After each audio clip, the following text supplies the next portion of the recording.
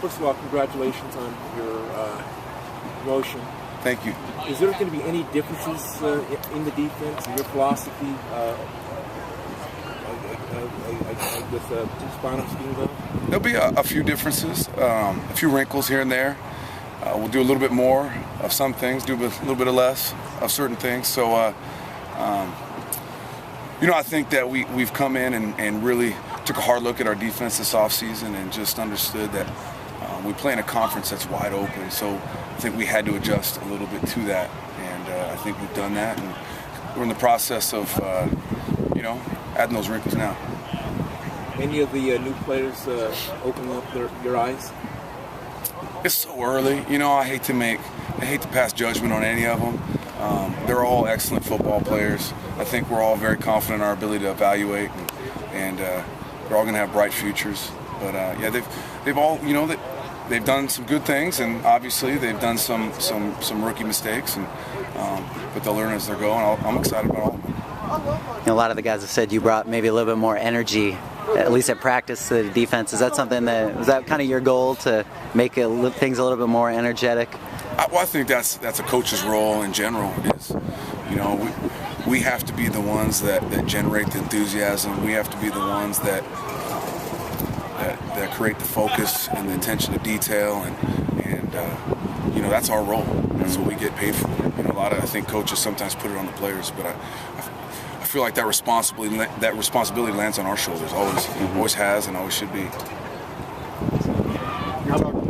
You were talking about new wrinkles because of the offenses that you generally face. Right. Is a lot of that probably a little bit more nickel, maybe getting a little bit more coverage, guys in coverage? Maybe a little bit more nickel, a little bit more of the, what you think of the traditional 4-3 football, just a little bit more of it. We're not going to abandon what we've done because we've taken some steps in the right direction, and we've done some good things.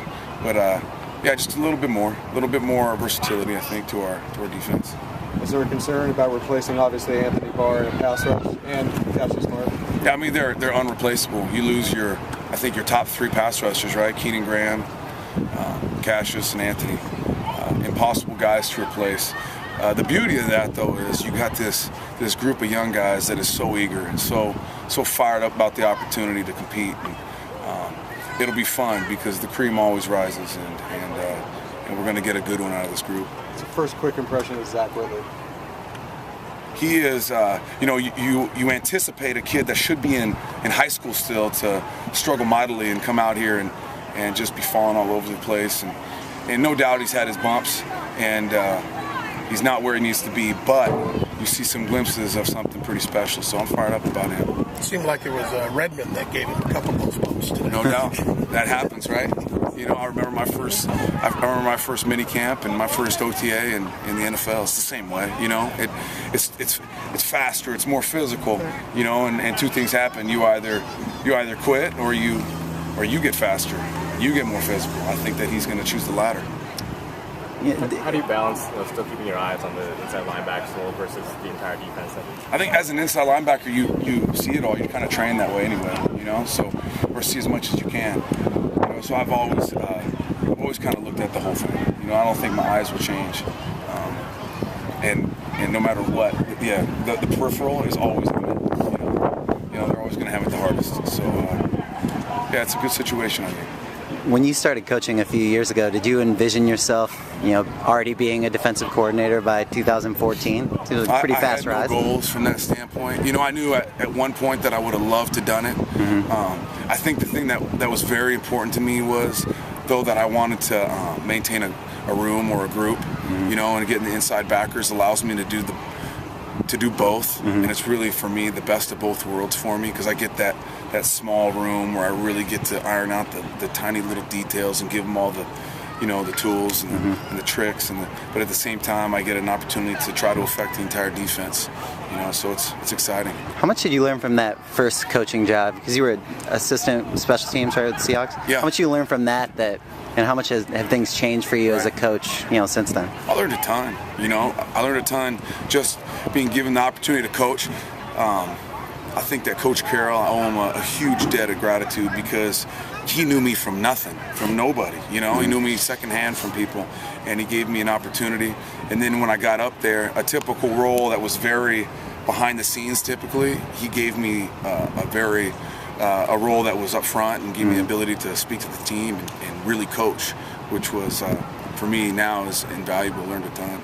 Maybe helped you rise a little faster up through the ranks, I guess, because you had that experience. Yeah, maybe. I think maybe the latter part of my career, when I was, you know, when I played special teams, was relegated to special teams, and I wasn't starting anymore as a linebacker with the 49ers. I think I started to assume that role. You know, I always kind of knew that's what I wanted to do. You know, so I started working with guys and spending extra time in meetings and practice. So it was something that I was already kind of training for. Was that always something you always kind of wanted to be a DC when you became linebackers coach? That was the goal, or is that? I don't know. I'm not a goal-driven guy. Isn't that crazy? I'm not goal-driven. I'm all about the process, really. You know, that sounds nuts. Like, I never say to our guys, we got to win this game, you know? You got to win a championship. To me, that's all crap, you know? Like, there's a lot of people that dream but aren't doers, you know? I'm tired of the dreamers. I want doers. Let's make a plan. Let's work our plan.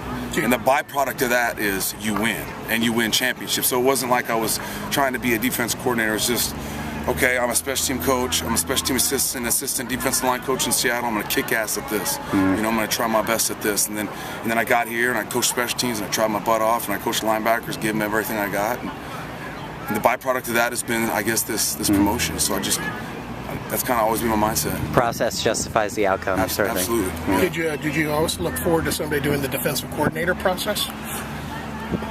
I think the more that I coached the linebackers, the more that I think you start to really develop your ideas about what you want to do. You know, so I think I started to probably get that itch, you know, and have a little bit more influence. But at the same time, it was never a thing where I was overlooking what I was doing to become that. How much did you have to learn, you know, about defensive backs, defensive line in the past few months since you were hired? Is that something where you're talking to those guys quite a bit? You know, schematically, I always been in tune to what everybody's been doing. Technically, you know, I'm so fortunate to have Coach Martin, Demetrius Martin, and Angus, and now Coach Tui. You know, they bring the technique part of it, and I'll continue to try to learn more and more of that. The biggest part of my role, though, is to kind of fit all these pieces of the puzzle together and just try to get the best product that we can create here. You guys good? Yeah.